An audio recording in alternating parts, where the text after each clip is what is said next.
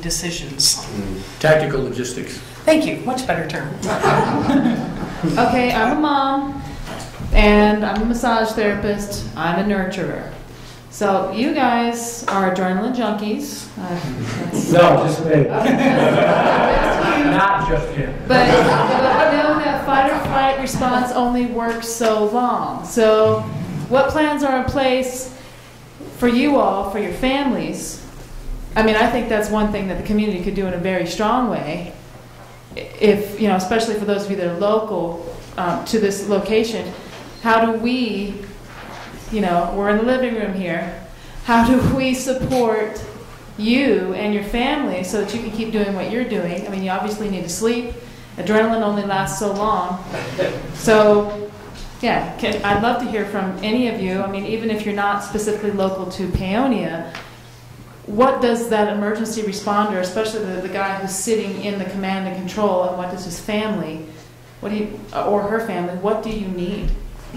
Well, we work, the feds work on 7 days off, 1 day off, or 7 days on, 1 day off. So they do work in to have, that you have assistance so that you have to give, and you're right, you have to get a break, I guess. Theoretically, but that's the way it operates, and that, you make a good point. We have families, but I dare say that we must have, what, a couple, probably 100 years experience between us, at least all of us. And so our families are attuned to that, and they understand. It can make for some rough relationships, but you know, whenever I go, my wife just, be careful, you know.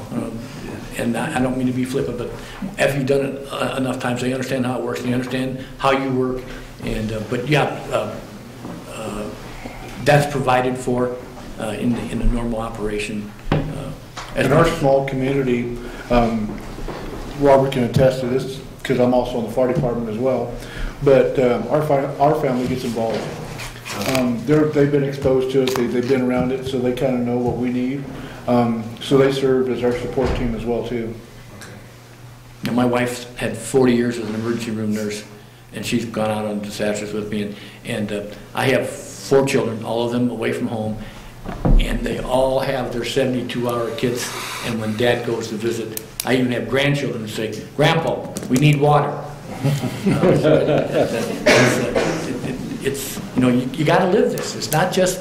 But it's, I mean, these are nice and it looks nice. You put on your refrigerator, and if everyone did get one, I got a whole bunch more in my squad. Yeah, you have to become involved, and as Scott said, especially in small communities. I mean, you know, you mentioned you're from the Baltimore area, been in the Baltimore area. I have a son and daughter who live in 4 blocks from Lake Michigan in Chicago, and I'd give everything to get them out of there, but they like it, and that's a whole different perspective, and even Denver's a different perspective. Out here, we're pretty independent, and you're good folks. You're good folks. Vice versa. That was a good question, though. It was a very good question. We'll get to questions in a little bit. Hold on. Okay. Hugh, from the last set of questions that we had in regards to a long-term grid scenario, you obviously gave us the gap analysis, but your thoughts and perspectives on that in terms of the community wrestling or battling from that pendulum, that swing. Does it become more and more intense the longer the scenario continues? The stress level on the community does not get better. The longer recovery takes, it's just been my observation. And that seems to be pretty logical.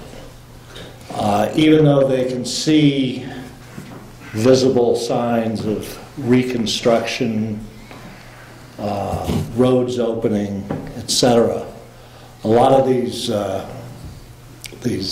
incidents, you know, the wildfires where 300,000 houses disappear, but particularly things like Katrina. They stay in 9/11. We had several federal teams on the pile for months. That'll stay with you quite some time. And so, in terms of how the community can support that, not saying that we're going to have something similar here, but you mentioned you were a massage therapist. I've been on numerous incidents where a bunch of therapists got together. I even participated as an air ops director in a Tai Chi class one day. Anything to lessen that wire-tight hypervigilance is what I call it. You're literally awake 24 hours a day. You may get 8 hours. So that's a lot of good things that will maybe spur your thinking. The one thing I do want to address, though, is how are we going to get information out if the power is down and radio stations operate on power? And it's not like rolling a generator into KVF. Those sources of power are up on mountaintops. So what I would encourage this group, and I'm sure I'll be right in the middle of this fray, is that we need to get with, say, KVNF, which broadcasts countywide, get with the station down in Delta and say, hey, can you help us out here? What are we going to do to get information out? Otherwise, your 911 line is going to be overwhelmed, looking for Aunt Minnie and looking for the lost dog, and it's just nuts. So I think that ought to be one of our major folky. Try to remember my Latin. Okay, so you're saying that basically the most important aspect is, again, I keep hearing from a lot of you, one way or another, is communication. Yeah. So. And getting accurate information out. Okay, the right information instead of rumors. Right. Okay. Yeah. You know, witnessing some of that down there from Katrina, it's surprising how fast word of mouth gets around. Yeah. The downside with that sometimes is it keeps getting stretched out as it goes. Okay, so the telephone game, basically. Yeah. Okay. You know, but you run into this neighbor, and then they get to this neighbor, and it's surprising how fast word of mouth spreads news. Okay. But trying to keep that accurate is also a challenge. That's the biggest challenge. I mean, you hear all kinds of things. To give you an example, 1985 was one of the worst hurricane seasons in the United States history. The original Hurricane Katrina. I was what was called a Red Cross program officer.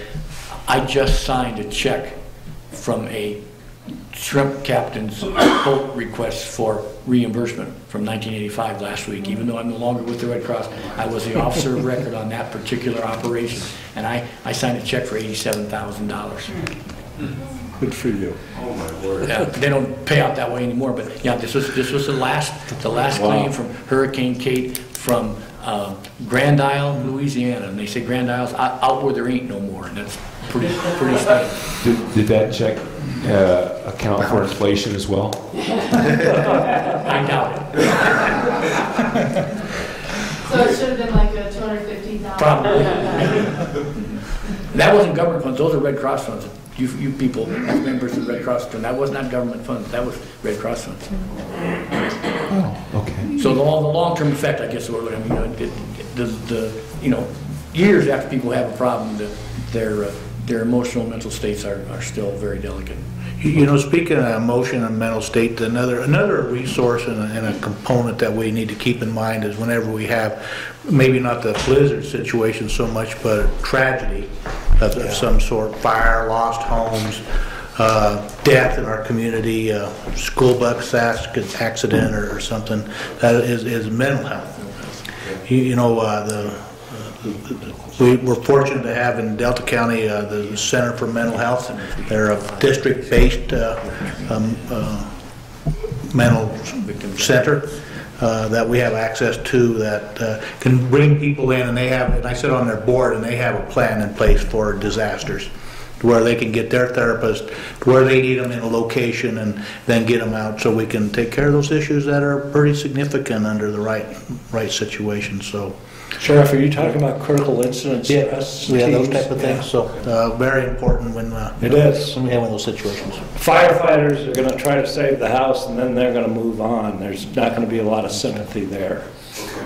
If you don't keep that veneer around you, you won't last long in this business. But the people who are left, that's where this community could come in big time, especially with the resources that I know are in this community for healing, et cetera, et cetera, et cetera.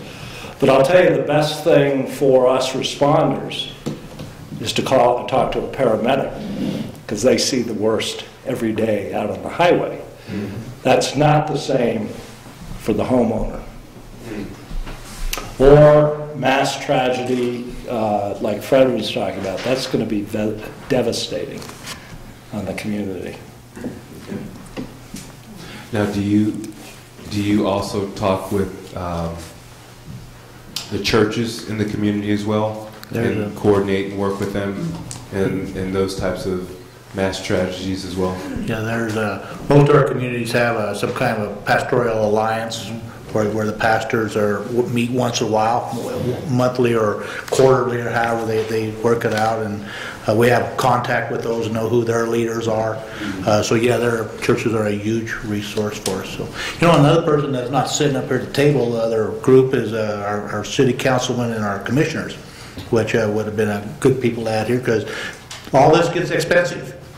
And you know, we all have everybody up here has a responsibility to some funding authority, and you know that we need to always work closely with. And we don't have a lot of money to throw at things as in our agency. So we got to report somebody and spend our money carefully and judiciously, and be good stewards of that money that we do have available. So. Okay.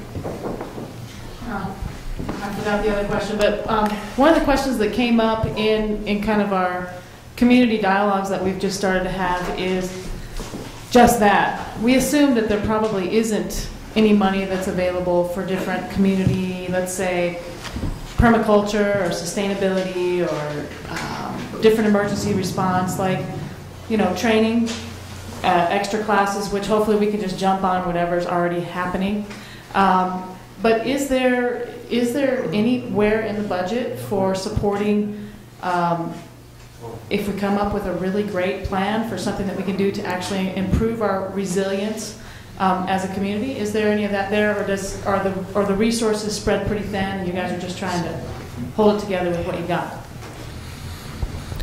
There are community grants through the Community Foundation. There are lots of, the big thing now that the federal government is tightening down on grants is private community grants, and there's still some money out there to do things. As I said, we recently got the funding for the hazmat trailers. I'm giving Robert a portable, a new repeater for the fire department for their narrow banding, and that's a whole other story. I won't get into it, but there's some money available. It's a lot harder to find, but there are different sources, and the community at the CERT program is one of those where you can get the training funds, and it's getting very difficult. You know, and of course the money goes to the metropolitan areas, but you know, there's nothing in my budget. And I can't speak for the sheriff, but there's nothing in my budget that's specific for community training.